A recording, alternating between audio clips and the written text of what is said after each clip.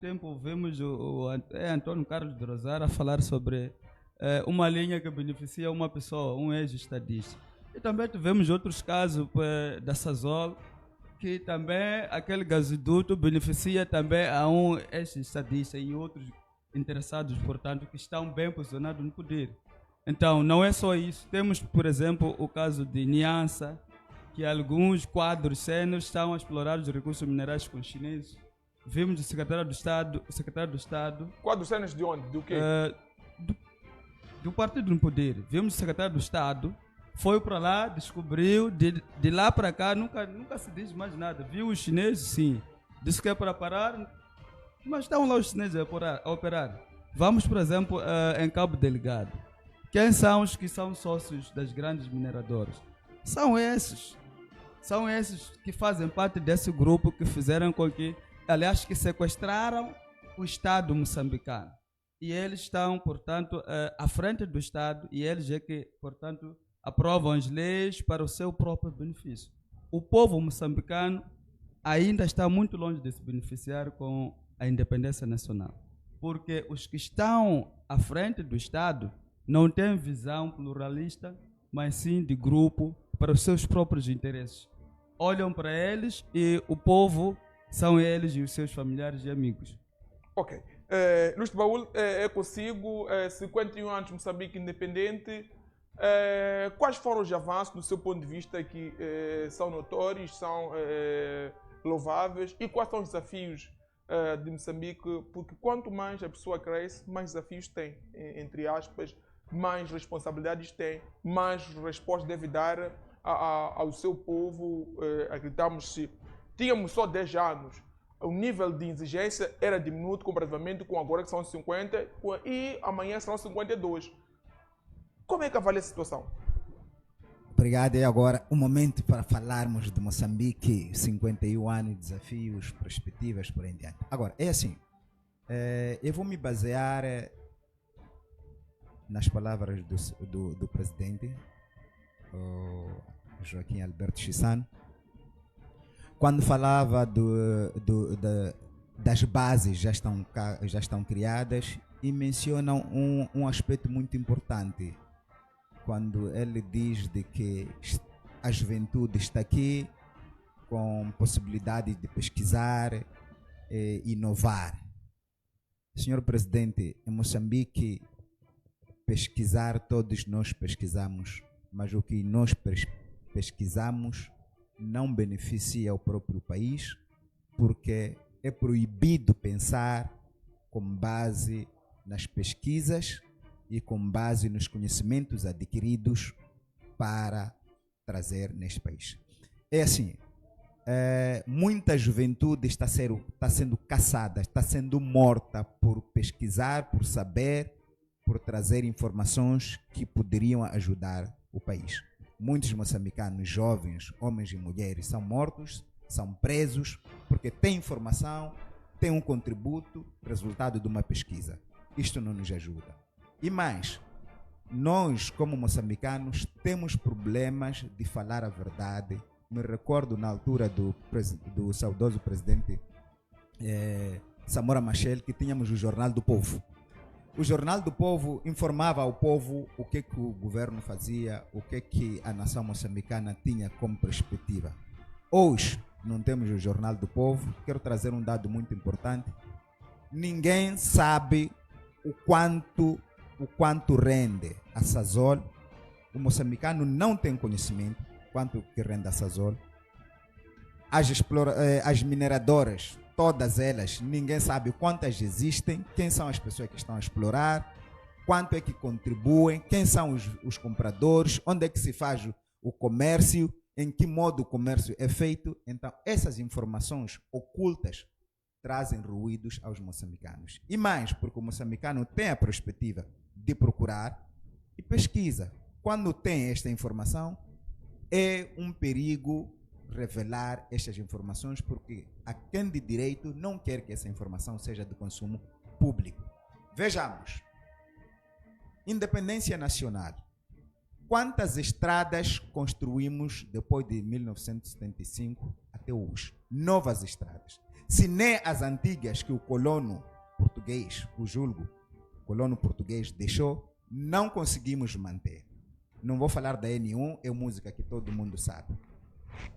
E vamos falar das infraestruturas na componente escolar, rede escolar.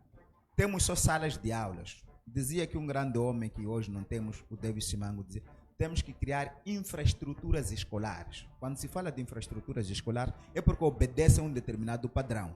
Agora, salas de aula, nós temos salas de aula embaixo das árvores, acredito que isso agrada a alguns, porque o que importa é ter sala de aulas, não infraestruturas escolares. Naquelas salas de aulas, embaixo das árvores, não tem campo para educação física, não tem ginásio, não tem balneário, não tem água potável. Então, como a nossa preocupação é termos sala de aulas, continuamos a apadrinhar este modelo de infraestrutura ou de salas de aulas. Vejamos para a componente rede hospitalar. Hoje, falar do Sistema Nacional de Saúde é uma lástima, todo moçambicano testemunha, até os próprios dirigentes já não se beneficiam da assistência médica medicamentosa no território nacional. É uma vergonha. É uma vergonha nós termos que correr para a África do Sul. Imagina quem está em Niassa. Imagina quem está em Cabo Delgado. Imagina quem está em Pemba, em Manica, quem está em Sofala, na Zambésia. Nós que estamos cá no Maputo até podemos correr e ir para Suaz, tratar assunto de vista. Uma dor de cabeça, temos que correr para Comate Porto, ir para Johannesburg, ir tratar este assunto. Imagina aqueles que estão lá. E quando nós vamos, não podemos pensar que são todos os moçambicanos que têm essa capacidade. Há um que não consegue, nem para comprar um paracetamol na farmácia privada aqui. Se na nossa farmácia não podemos ter pelo menos 10 meticais, estes 10 meticais lhe faltam na mesa. Vamos falar sobre o próprio abastecimento de água. Nós, quando temos a chuva, reclamamos de cheias das águas.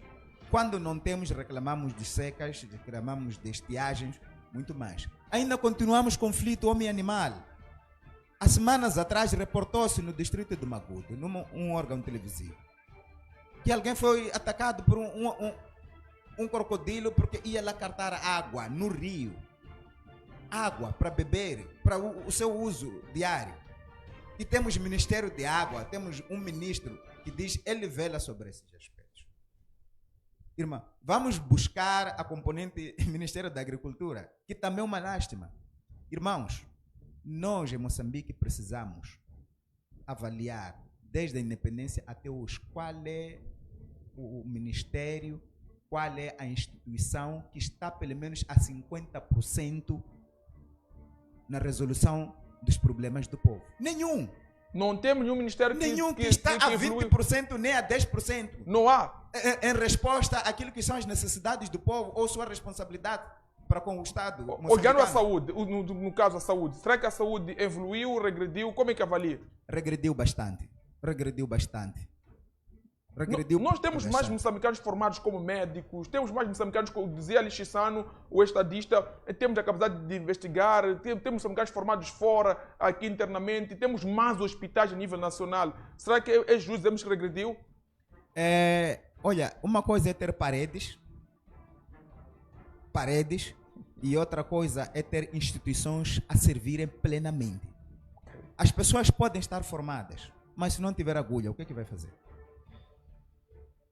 Ele formou-se que com agulha vai trabalhar e com luvas ele tem de operar, mas não tem agulha, não tem luva. O que esta pessoa que aprendeu vai fazer? Quando nós registramos uma redução orçamental para o Ministério da Saúde, qual é a fonte da aquisição de meios para este próprio profissional formado poder exercer a sua atividade? Então, voltando ao meu pensamento, nós estava ainda a falar sobre a agricultura. Nós temos que parar e pensar. Se nós, como Estado, não conseguimos, vamos entregar ao privado. Temos muita juventude que precisa explorar a terra. Mas há um dado aqui muito importante. É que as taxas para legalizar uma empresa em Moçambique são muito altas, são proibitivas. Tu queres fundar uma empresa, tu queres registrar uma entidade empresarial, as próprias taxas são proibitivas, fazem com que não haja possibilidade, o jovem tenha limitação, porque não tem. Pô. E o argumento qual é? Tem de recorrer à banca. Qual é a base? Qual é o suporte que este jovem tem de apresentar à banca para poder lhe dar um determinado valor para investimento? Não. Os requisitos são difíceis de reunir. Olha, tu não vais em nenhuma instituição para ir pedir um determinado documento sem que tu batas a mesa. Esqueça isso. Esqueça isso. Todos nós temos que bater mesa. Eu tenho que bater mesa. A dona Joana tem de bater mesa. Até para ter um BI. Tem de bater mesa. Onde é que nós vamos? A corrupção está enraizada e os corruptos continuam cada vez mais gordos. O cidadão pacato que está em Nangapoche, lá no Niassa, que está em, como chama, em Muitumbi, que está aqui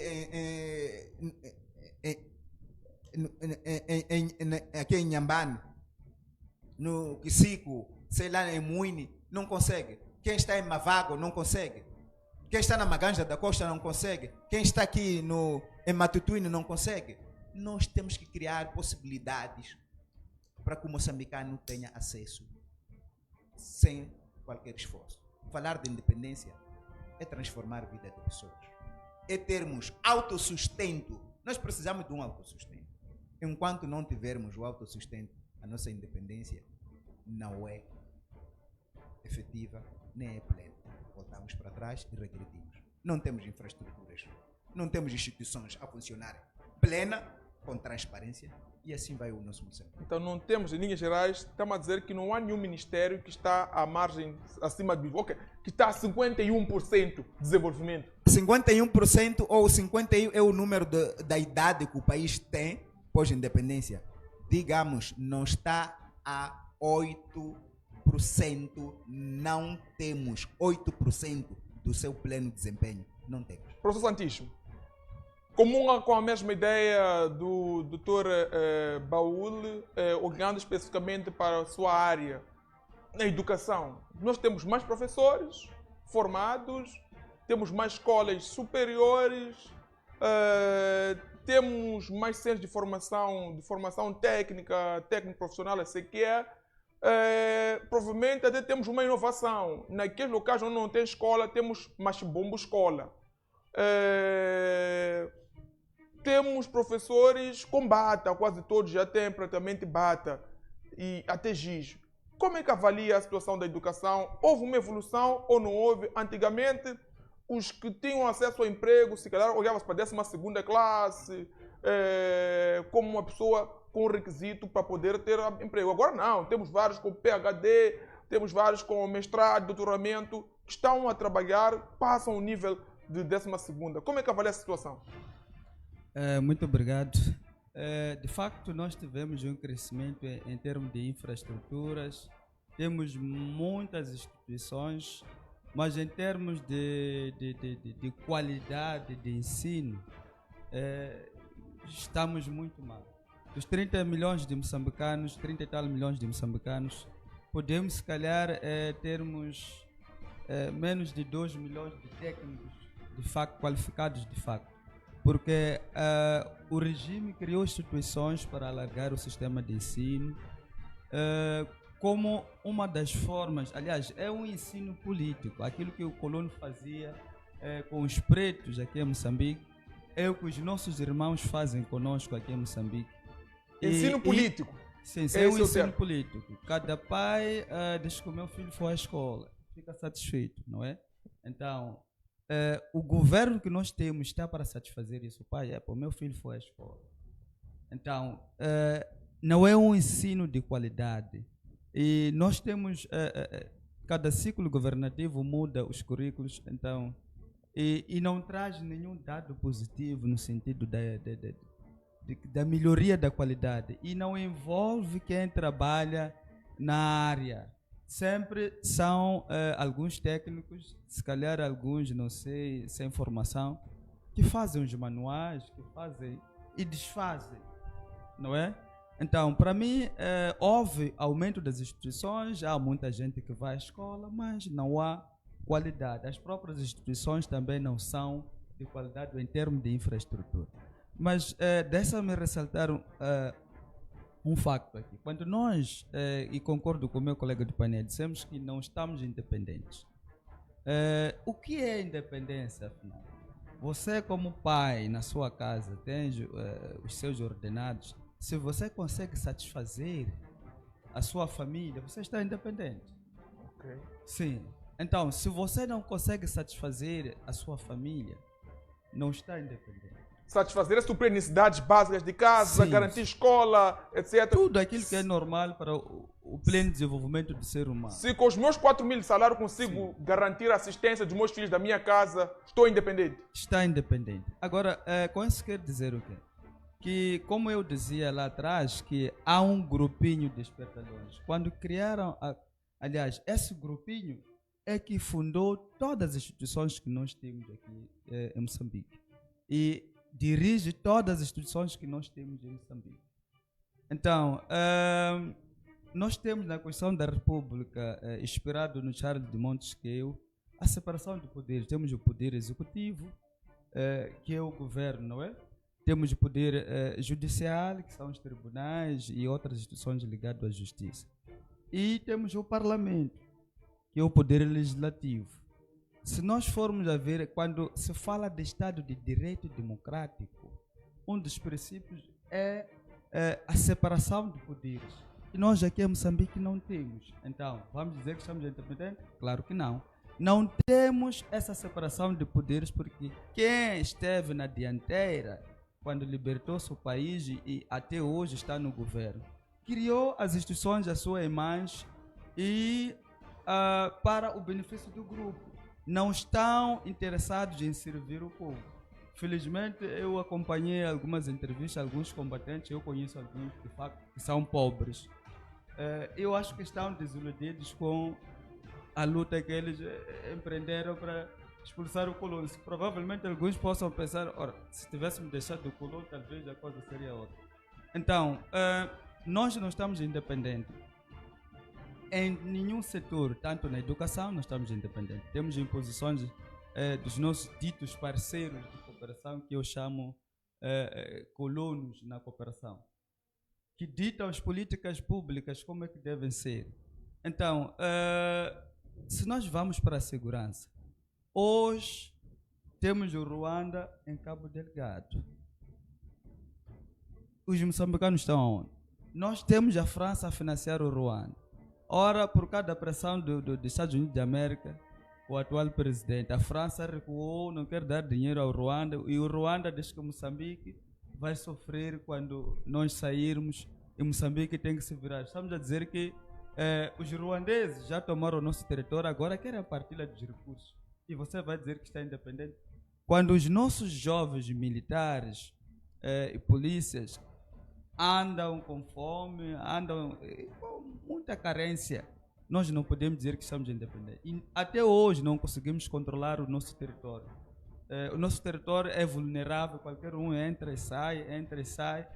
E na agricultura, nós não conseguimos produzir comida porque os dirigentes que estão no poder, em todos os ciclos governativos, têm interesses com os que fornecem comida aqui em Moçambique. Um país que não produz nada, esse país é um país falido.